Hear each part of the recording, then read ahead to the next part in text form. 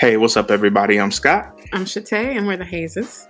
Welcome to the Love Haze podcast, where we believe that healing and wholeness are not just destinations. That's right. We believe they're a journey. And here on the Love Haze, we talk about how to navigate through it. The last couple episodes, we've talked about being in relationship with other folks. In this episode, we want to talk about being in relationship with ourselves and how healing truly changes the way that we show up for ourselves and for others. Indeed. Welcome to our Black Love journey. Let's get right into it. Let's go. Let's go. So, Mrs. Hayes, how did we get here? How did we arrive at this subject matter? So, we've, I think, had a lot of different, I guess, I don't want to call it content, but a lot of different conversations and ideas around healing that pop up in our lives recently. And a lot of it we can unpack. There is the whole Will Smith, apology that came out. And he had some really interesting things to say about, his central traumas and being remorseful without being shameful, which I thought was really powerful. We've heard sermon from Michael Todd, cuffing season, cuff to convenience, which has some really great things. I think he mentioned something about mistakes becoming trauma, just a whole bunch of things. One of the things, though, that stood out the most, a friend of mine sent this clip from someone I had not ever heard before, Jerry Flowers. I'm not really sure if he's a pastor or what, but he is. He's a pastor, okay. And so he was talking about, he was like, our healing matters. And he was like, healing, when you're healed, he said, healed people see different. Healed people think different. And he said this one part in particular that really stood out to me. He was like, people are out here using yesterday's pain as today's perspective. And I was like, ooh, that's a whole word. And I think we've both kind of talked about all of these conversations a lot over the past couple of days and thought we should just bring it here like we always do and process and unpack it with our folks, with our listeners. So can you tell me how you feel about, what were your thoughts on that clip? So I know we both saw it. I sent it to you immediately. Yeah. What are your thoughts on what he had to say? So we talk a whole bunch, and actually a part of our intro is about healing being a journey and not a destination. Yep. But I think it's important to think about, even as we think about healing being a journey, if along your journey, you see things through the lens of your old pain, you operate from the lens that you see things through. Yeah. And the idea from what I gleaned from what he was saying is, when I learn to see things through the lens of my healing, I see it totally different. Yeah. For me, as much as we talk about trauma, I just thought of this word. I don't even know if it's a real word, de-traumatization. So we talk about how things can re-traumatize you. But when I'm able to see things through the lens of my healing, it de-traumatizes it for me. It takes away the sting of what it was. It takes away me having to be a victim in that situation. From the lens of my healing, I understand that maybe the person or the situation or whatever it was wasn't there to hurt me. Yeah. There was something that I was supposed to experience in that moment, and I experienced it with that person or in that situation. And I don't have to allow that that pain point to be a trauma for me for the rest of my life, because through the lens of my healing, it's something that I had to go through to get to the best version of myself. Yeah. And go ahead. No, go ahead. That's really just it for me. I think that seeing things through the lens of my healing just allows me to not have it as, I have this person in my past that did this thing to me and I hate them forever. Or I have this situation and I never want to be back in that situation again because it was so painful for me. But it was just a part of my journey. And on this side of it, and as a better version of myself, I see that I needed to go through that in order to be who I am. He says it's really, another part that he says I thought was really powerful. I think you liked it as well. He said something about experiencing things without our wounds rewording it. And that is a lot. That's basically another way to say, we've had episodes on the stories we tell ourselves. Yes. And how many of those stories that we tell ourselves are based on our wounds, our past Mhm. traumas. I think Yeah. we probably could say almost all of them, Almost all of like them. we were talking about in that episode how we say what I heard was da, da, da, da. And Mhm. really our hearing when I say what I heard was is based on some past trauma, some past experience, Mhm. especially when it comes to, you know, not enoughness as Yes. the through line for a lot of the things that we've heard. So yeah, I think the other thought that I had on the other side of this conversation is healed people see different, healed people think differently, and this idea that yesterday's pain shows up to as today's perspective. We were also kind of talking about the fact that what about when it comes to like you've learned from your lessons though? So you either fail, but you don't fail, you either win or you learn, Mhm. right? That's a thing, that's a saying. Um Learning lessons from the things that we've gone through. And so in that lens, isn't it a good idea for our wounds to like be brought into the current day perspective because we don't want to learn. I don't want to learn. I don't want to listen, right? Like so what's the difference here? So I think um my understanding, the perspective that I've given myself is that growth is not always going to be comfortable. Mhm. And sometimes to get to our next level or where we're supposed to be is going to be uncomfortable. And I don't, I don't want to ever be the type of person who always needs to be comfortable because comfortable means sometimes complacent. Mm. And when I'm, going into the next season of my life or asking God to, expand my territory, sometimes growth is uncomfortable. And growth and being uncomfortable does not have to equate with pain. Mhm. And I think that I know that I've experienced some situations where I've been uncomfortable and I have not wanted to be uncomfortable. And I don't mind being uncomfortable if that's a part of my story to grow me to where I'm supposed to go to. If it means that I need to expand out of this little pot and get to where I need to be in order for that to happen, I think that that's okay. And I don't want to see that uncomfortability as pain or as something that I don't want to experience. I want to change my own perspective because this healed version of me knows that even when I made mistakes in the past, I was still worthy. I still deserved the thing that I wanted. I just didn't know that I deserved it then. And that is what in the past has made me think about well, this person was a terrible person because they didn't give me what I needed, right? Or this situation I don't ever want to be in again because it didn't happen the way that I wanted it to happen. But it had to, it had to happen in that way in order for me to be uncomfortable enough to move forward and to walk into where my destiny is. So you're saying that I'm trying to understand. You're saying that the part where we're able to in a healthy way bring our past mistakes into today's perspectives to help us like make better decisions. That's an instance of we've grown from it. Hmm. But if we are using the wounds to color today's perspectives, we're still stuck in it. But how do you know the difference? So for me, it means that so if I'm using my womb, and we talked about this the last couple of episodes around avoidance, Mm, if I'm allowing that thing to make me stay stuck, if I allow what has hurt me in the past to say I'm not going to do this thing because I don't want to be back in that situation again. mhm, When I'm able to talk through the mistake that I made and know that I can do it again, I have the faith to step out there again and walk into my greatness and not be worried about how I operate there. mhm, When I choose avoidance or when I choose to say, I just don't want to go to that next level because it's safe over here, I'd rather not, then I'm operating through the lens of my wound, through the lens of my trauma, giving myself permission not to move, not to operate in faith, not to operate in my healing. My healing says that I'm going to be okay, mhm, that this is going to help me get to my next level. I'm fine. I was okay then. I didn't know it. It hurt. It was uncomfortable, mhm. but that was something that I needed to experience in order to get here. So now on this side, having gone through what I've gone through, I recognize what this looks like. Yeah.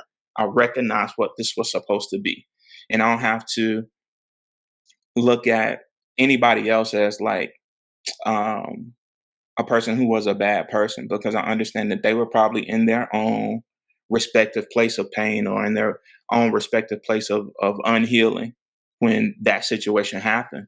But we were both kind of growing towards what we were supposed to be going to. Mhm. So I have a question for you. Mhm. Um, what keeps us stuck in our past mistakes? Or how do our mistakes become traumas for us?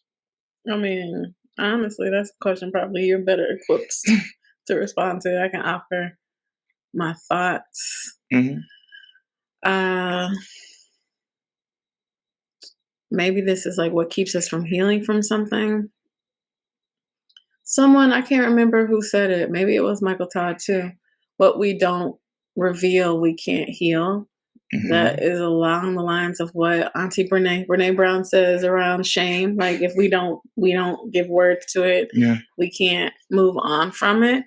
So I think some of it is that. I think if we're not acknowledging things that hurt us or that we failed at, if we're not actually willing to say like and acknowledge this hurt me, like this has impacted me, then that will keep us stuck there. I think self-awareness, we talked about this recently as well, the awareness to know, Hmm. to acknowledge that something has hurt me or that Hmm. I'm responding in the same pattern over and over. Or I Yeah. think or maybe we don't have people around us to shed light on that, because I know I've got a close circle of people that be like, hey, you're tripping Right. consistently in Mhm. this area. What's good? So I don't know if it's either lack of self-awareness, lack of a circle who will hold up a mirror to us, but Mhm. whatever it is that keeps us from even acknowledging that this thing is a problem will keep us from addressing it. Isn't that like one of the first steps of like AA, right? Like denial, not being in denial or something like that. Mhm. So I could be completely wrong. I know I have no idea. I'm just using what I've heard in you know mainstream culture, but Mhm. um, I think that's part of it. Just not acknowledging that it's a thing and not addressing it. What do you think? Um, I agree with us not addressing. I think again it goes back to like allowing these things to be like stuck places, Mm, allowing these things to be like things that we don't ever want to experience again. mm-hmm. Um, devaluing ourselves, saying that that we talk about the old versions of ourselves as not being good enough, or like now that I've evolved to this higher version of myself, I'm glad I'm not that anymore. Mm, And it's the going for me, it's the mm, going back and doing the work of like I was worthy then, and I'm worthy now, but I was worthy then. What I did, yes, it was a mistake, but it was my not knowing.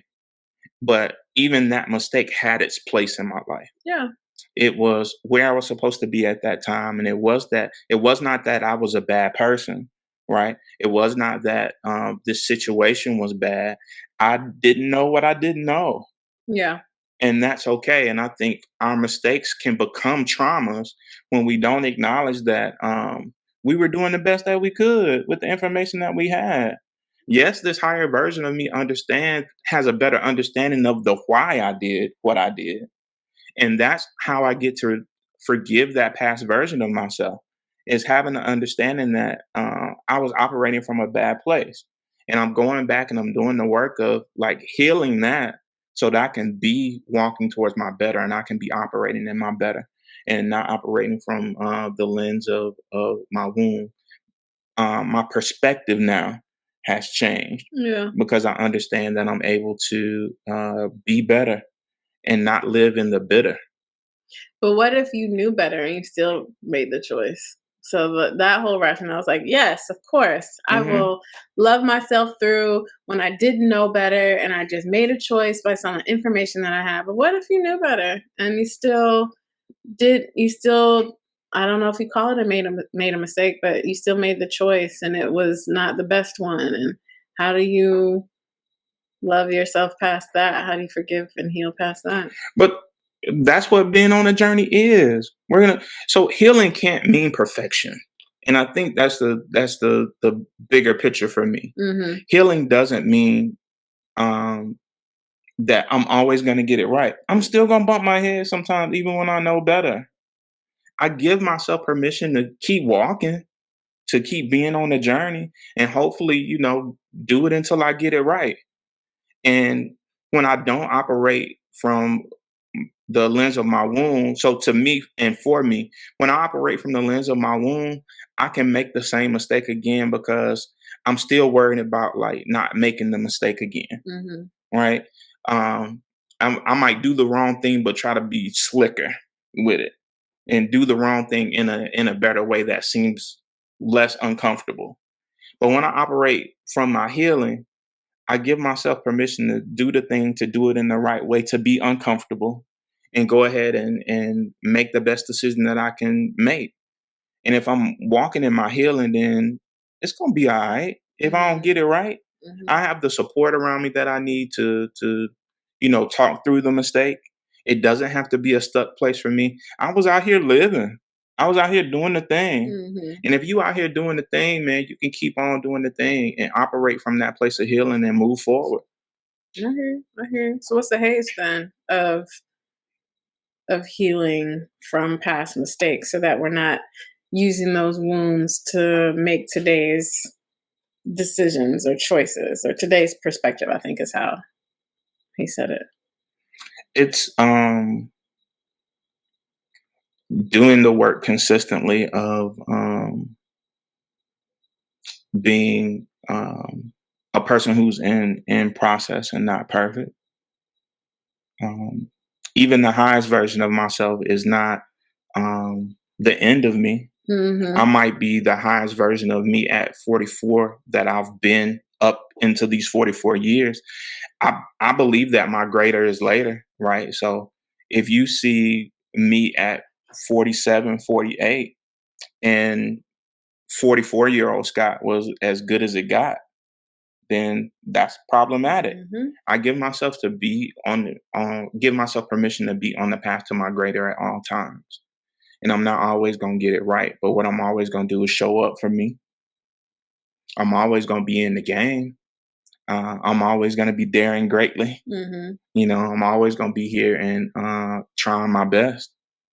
And I will set the table and set the expectation that I'm trying. Yeah. And if I don't get it right, then give me the redirection. Mhm. Help me understand how I can do it better the next time. Don't let me keep walking in my mistake. Yeah, I think the haze with that, in my opinion, and I think it's for me and maybe for some other people, when the mistake or the pain that you caused was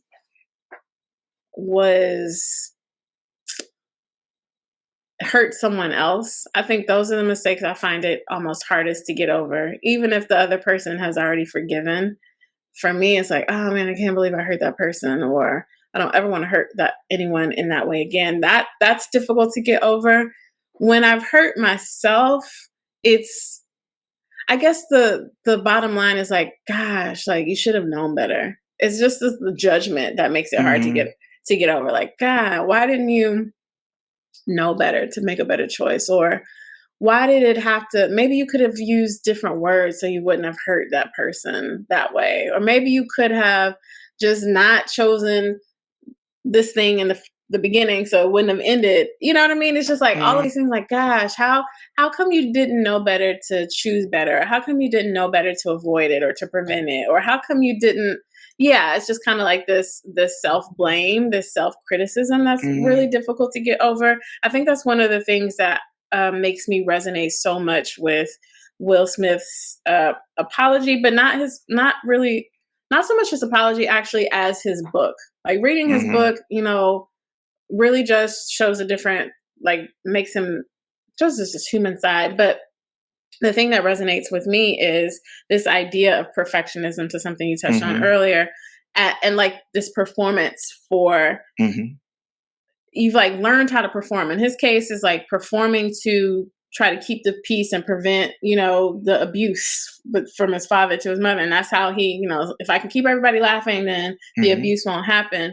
for me, I still need to unpack where I've picked up this kind of perfectionism from, but somewhere down the line, I've learned that if I would just be okay, live up to the expectations, make the good grades, thrive, right? Not to be a mess up, like if I would just perform at a certain level, I don't know what I thought it would get me. Less judgment or less criticism or Mm. less being in trouble. I don't know. I need more to unpack there.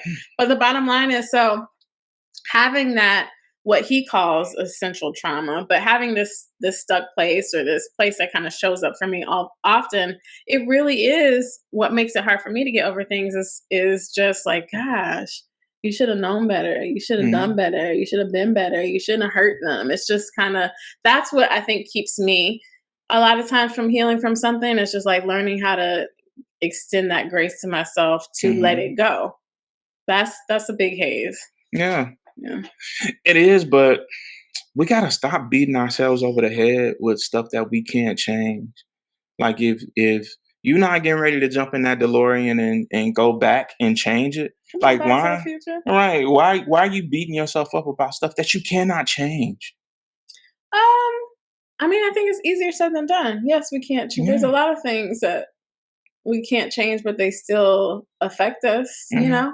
But so to me, this whole episode is about learning to stop living through the perspective of your wound, right? Yeah, When you live through the perspective of your healing, you understand that there's nothing that I can do and go back and change that situation. But it was important for me to be right here. Without that, I would not be who I am today. And it is okay. yeah, So people have always told me like one of the things that they admired about me, even in going through divorce, I never took the time to really like talk bad about my ex-wife. mm, And that took some therapy for me. Even though, people thought I was this great guy, I had some things that were bad about me in that situation. She had some things that were bad about her in that situation.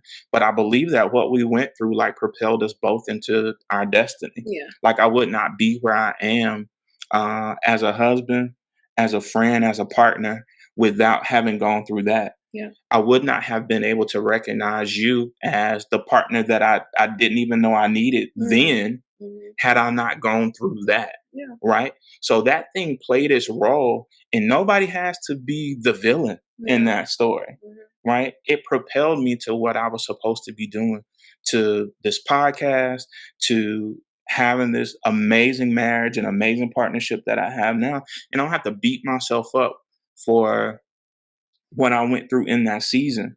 That season was painful for me. It was uncomfortable for me, but it propelled me to this. And the lens of my healing says, I wouldn't be sitting here if it were not for that. yeah, I never would have found the courage to sit in front of this camera, tell my story, and not worry about the judgment had it not been through for that uncomfortability. yeah, And I'm not gonna beat myself up for that because I needed that.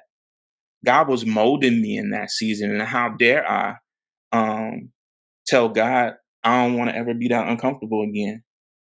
And so, to me, that's the lens of healing, and not the lens of the wound. Because if I see the wound and I see losing half of my stuff, feeling unheard, being worried about what was said about me, that's the lens of my wound, and I can use mhm, that to say I ain't never gonna talk again. Because I used that for a long time, not to honor this platform, to be like, what if I get on that platform and somebody brings up like how terrible of a husband I was? yeah, I worried about what people were gonna say about me, but the lens of my healing shows me that God has something bigger for me. There's more that we should be doing mhm, than what I went through. yeah, So pulling me out of that situation and seeing what God has for me to be doing, the work that He has for me, I can't allow that wound to keep me from what my assignment is. mhm, And my assignment is bigger than me. And my wound is often about me never wanting to feel that individual pain again. Your greater is about more than you. yeah. We all go through what we go through is for other people, Yeah, not really yeah, just for us. I yeah, hear that. yeah. With all of that, how do you navigate through it? But God. Um, I really like what we mentioned Alex L. Throughout this podcast. Really like her work, and there's this book After the Rain, but that she has. That I honestly need to finish reading that, but some really great insights. And if you've ever visited her IG page, you know she has these gentle reminders and um, hard truths that I really like. Hmm. But one of the posts that she made recently was so for me. And she essentially said what we say this whole podcast, our tagline is healing is not a destination. But Hmm. she said something like, forgive yourself as many times as you need to. And she was like, stop beating yourself up if you're triggered again, essentially, Hmm. and have enough grace to forgive yourself again when it comes up, and then Hmm. again and again for as long as you Hmm. need to. Yes. Um, stop. What does she say? Stop beating yourself up for not being over it, Yeah. which I say here all the time, and that was just really comforting for me to see that. I think the way to navigate it is just keep dealing with it. Yeah. um, I don't know if there's any way else to do it. They say the only way through something is through it. The only way to the other Hmm. side is through it. And so, yeah, this thing happened. It wasn't ideal.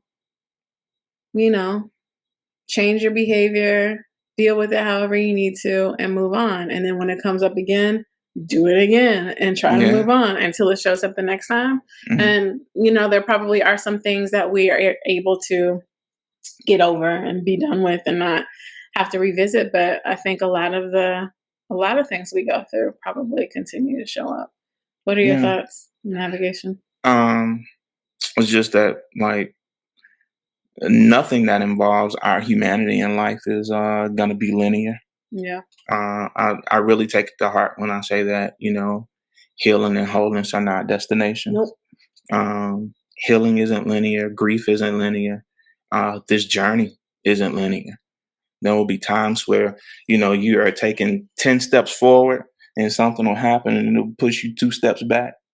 But it is our decision to continue to choose healing, um, to continue to choose to be uncomfortable at times, and to give ourselves permission to go back and forth between the two Oh, sometimes. it's so annoying though. I'm going backwards now into the haze Hmm. because you're like, I thought I did that already, and then it starts to make you feel like, well, is something wrong with me because I'm not over it yet? Why am I still dealing with this? Why is it still coming up for me? I have this tendency to think it's just me. I'm the only person going through Hmm. it, and nobody else gets re-triggered, and everybody else is fine. Because Hmm.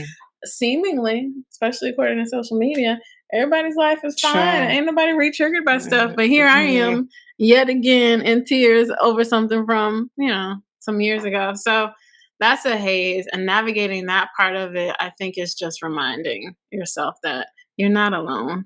Not everybody does experience those things for sure. Yeah, because you're a human being. Mm, Why do we expect so many times for ourselves to be like so robotic and over it? Wherever in the hell over it is means that we never get to feel about it again. mhm, I'm in love with my humanity.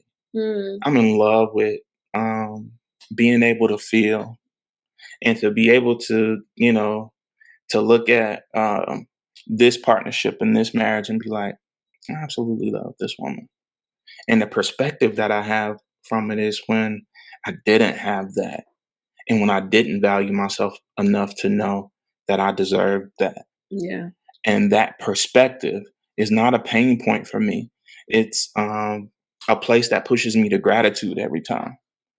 And there may be times when I look back in that situation and I don't feel as favorably upon it, but I still I don't allow myself to ruminate on the mhm, bad. mhm, I allow myself to that is a marker of what I've been through, some mistakes that I made, but it got me here to this beautiful place. And in my humanity, if I want joy, I can't uh, say that I only want joy and I don't ever want to experience pain. yeah, You gotta have one. I want more joy, but more joy for me means that I honor the places that were painful.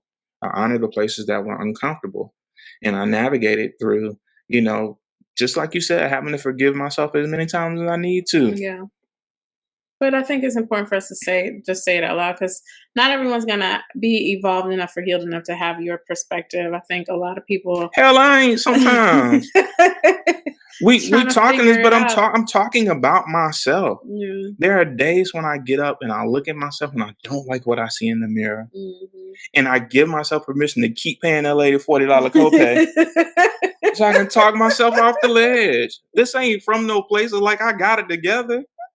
I'm saying if you have more of those days during the month where you don't like what you see, where you're not able to forgive yourself, call your damn therapist. First of all, get a therapist. That's how you navigate these hazes. And like real square Yeah. business, like for real.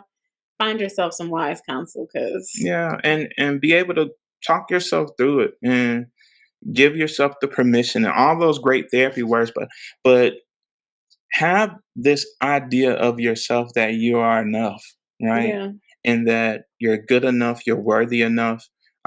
It's okay, and that you're doing the very best that you can with the information that you have.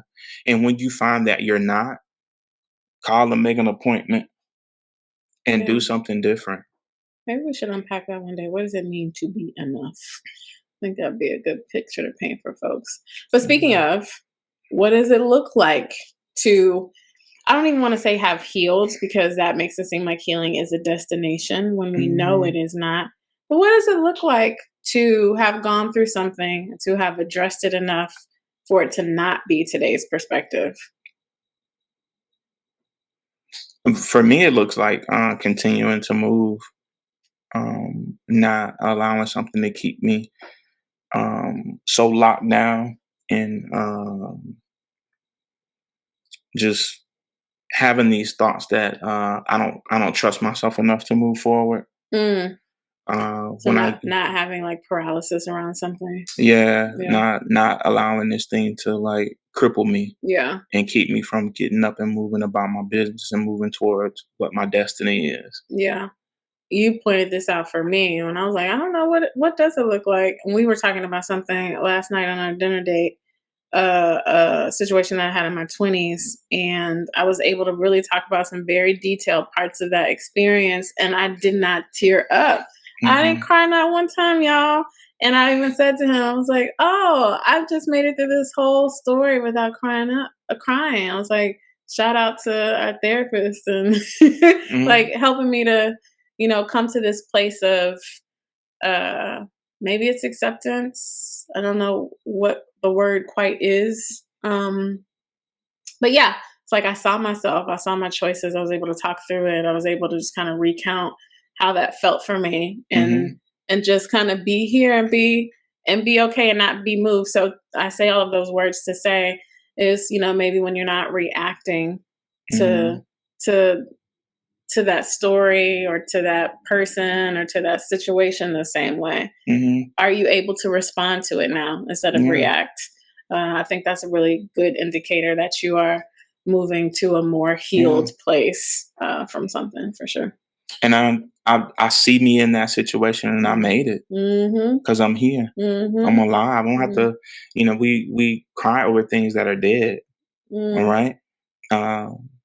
But I celebrate the fact that I made it through that. It was uncomfortable in that moment, but Yeah. I made it through that, and here I am, thriving, and I'm Mm-hmm. okay, and I have this amazing life that I, prayed for Absolutely. during that time. Absolutely. And Or better. I look back and I don't see pain. I see process. Come on, process. That's a word. That's a whole word. And what do you hear? What music do you hear for this moment? um, so there's a song by Cleo Soul called "Rose in the Dark," where she's really just talking about how she has this different perspective on her life, and she looks back, and there were some dark days, but she was like watering herself. She was maturing, like the rose was being grown in the dark. Mhm. um and sometimes when you're in the midst of something, Mhm. you can't always see like the beautiful you. Mm. And that song to me just speaks to like we're all working on ourselves, and we're seeing ourselves sometimes even in our dark places as worthy of and deserving of and all of those things. And sometimes we're watering and nurturing the rose in the dark. I love that. It also gives the imagery to me of the rose that grew in concrete. Is that how you say it? The rose that grew from concrete. Yeah, Yeah. and how there are all these harsh conditions, but there's still something beautiful that comes from it, or the Hmm. idea, beauty for ashes. That's what she says. This one line in the song, I think she says something about like forgiving herself again, and I was like, Hmm. yes, yes, that whole idea of as many times as I've got to face it, as many times as I've got to forgive it, keep doing that. So Yeah. beautiful, beautiful song. Great conversation about, yeah, healing. It just will help you show up differently. It hit Yeah. different as a The healing just hit different though. If you're watching from YouTube, please give this video a like. Go ahead and subscribe to our channel so you can get updates on when we drop new episodes every 2 weeks. If you are streaming from Spotify or Apple or Google Podcasts, please rate and review. We'd love to know what you think about the conversations that we're having. And beyond that, like we always say, life is gonna life, right? Life will always present us with the haze, but we have everything that we need within us to navigate through it. That's right. Well, thanks for joining us this time. We look forward to seeing you next time. And in the meantime, let's journey through this life together. Peace, y'all. Holla.